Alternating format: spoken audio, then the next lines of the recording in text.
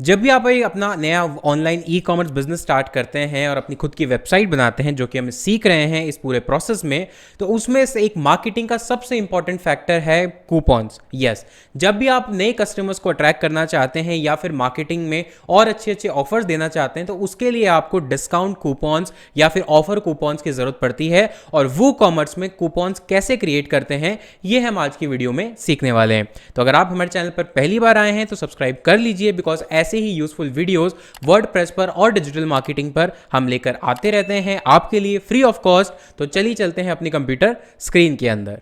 तो देखिए, सबसे पहले आपको आना होगा मार्केटिंग के टैब के अंदर कूपन्स पर। आपको ये वू कॉमर्स में भी दिख सकता है, लेकिन अगर एडवांस आपका वू कॉमर्स है जिसमें लेगेसी कूपन का ऑप्शन जो है वो इनेबल्ड है या मूव हो चुका है, तो आपको वू कॉमर्स में ये ऑप्शन नहीं दिखेगा।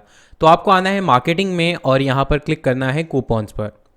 जैसे ही दोस्तों आप कूपन्स पर क्लिक करते हैं, आपके सामने कुछ इस तरह की स्क्रीन आती है। अगर आप फर्स्ट टाइम कोई भी कूपन बना रहे हैं तो कोई भी पहले से बना हुआ कूपन आपको नहीं दिखेगा। यहाँ पर जो ऑप्शन है उस पर आपको क्लिक करना है, क्रिएट योर फर्स्ट कूपन। जैसे ही आप क्लिक करते हैं तो आपको कुछ फील्ड्स हैं जो कि कंपलसरी हैं फिल करना, उसके बाद ही आप उस कूपन को जनरेट करके यूज़ कर सकते हैं।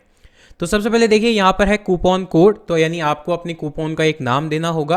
आप अपने अकॉर्डिंग भी नाम रख सकते हैं, या फिर अगर आपको जनरेट करना है कूपन कोड कुछ इस तरह से, जैसे यहाँ पर एक रैंडम कैरेक्टर आ गया, रैंडम कोड आ गया और ये यूनिक होगा, तो आप यहाँ से भी जनरेट कर सकते हैं।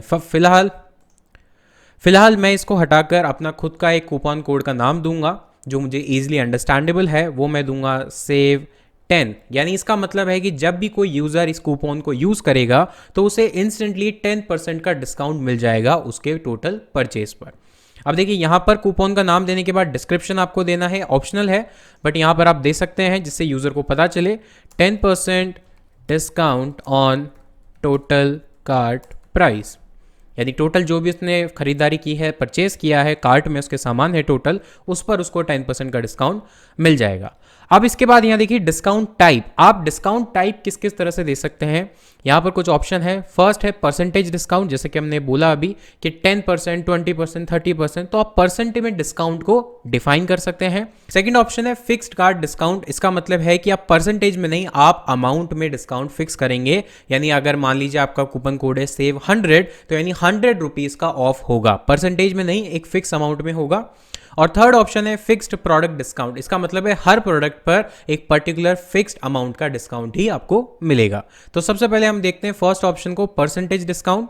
यहां पर परसेंटेज को 0 से हटाकर 10 कर देते हैं। यहां पर अगर आप फ्री शिपिंग देना चाहते हैं कूपन यूज करने के बाद भी, तो उसको सेलेक्ट कर सकते हैं और उसके बाद एक्सपायरी डेट सेट कर सकते हैं। तो फॉर एग्जांपल मैं सेट करता हूं कि इस मंथ की लास्ट डेट को ये कूपन ऑटोमेटिकली एक्सपायर हो जाए, यानी उसके बाद ये कूपन वैलिड नहीं होगा। तो जल्दी से इसको करते हैं पब्लिश और देखते हैं कि क्या ये कूपन हमारा काम कर रहा है या फिर नहीं। उसके बाद इसके कुछ एडवांस ऑप्शन भी हैं जो कि हम समझने वाले हैं। तो यहाँ पर ये मेरा कूपन क्रिएट हो चुका है। इस कूपन कोड को मैं कॉपी करता हूँ, यहाँ से मैंने इसको किया कॉपी और यहाँ पर कार्ट में मैंने ऑलरेडी आपको दिखाने के लिए एक प्रोडक्ट ऐड किया है। तो देखते हैं कि यहाँ पर जो कूपन कोड का ऑप्शन है वहाँ पर ये कूपन काम करता है या फिर नहीं।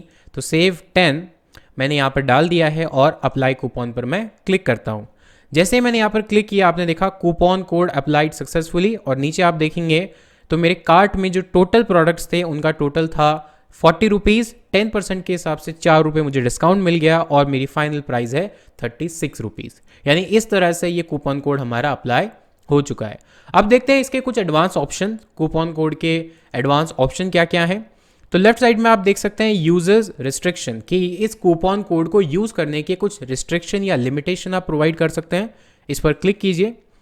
क्लिक करने के बाद अब आप देखिए यहाँ पर सबसे फर्स्ट ऑप्शन आपको मिलता है मिनिमम स्पेंड। इसका मतलब आप ये सेट कर सकते हैं कि ये जो पर्टिकुलर कूपन है वो कितने मिनिमम ऑर्डर की वैल्यू पर ही अप्लाई होगा। जैसे फॉर एग्जांपल कि आपका अगर मिनिमम परचेज 499 के अबव है या उसके बराबर है, तब ये कूपन अप्लाई होगा। ये आप रूल सेट कर सकते हैं।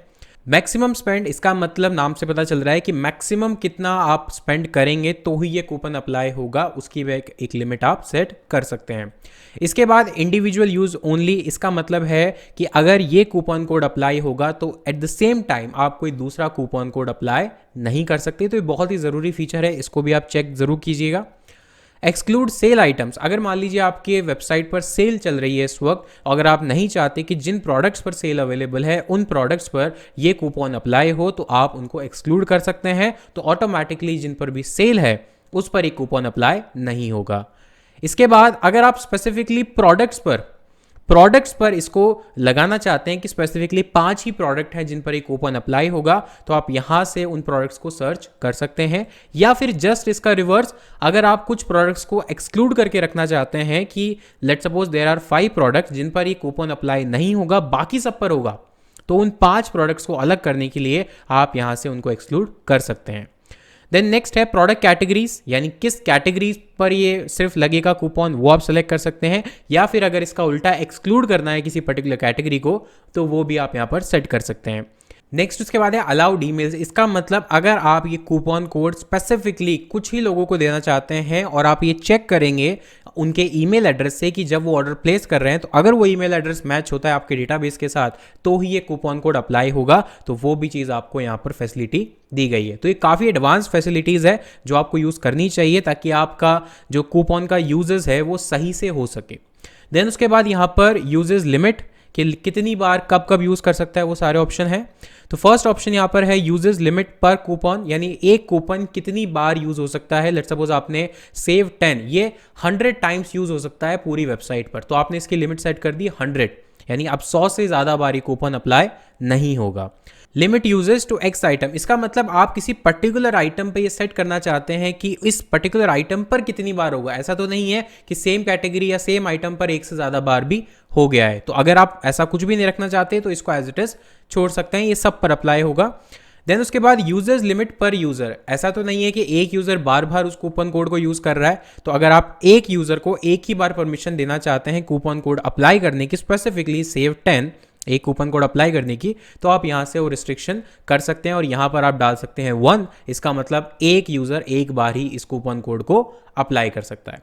तो ये थी कुछ रिस्ट्रिक्शन और परमिशन जिनके बेस पर आप पूरा का पूरा कस्टमाइज कर सकते हैं अपने कूपन कोड के यूजर्स को, उसके परमिशन को और यूजर को।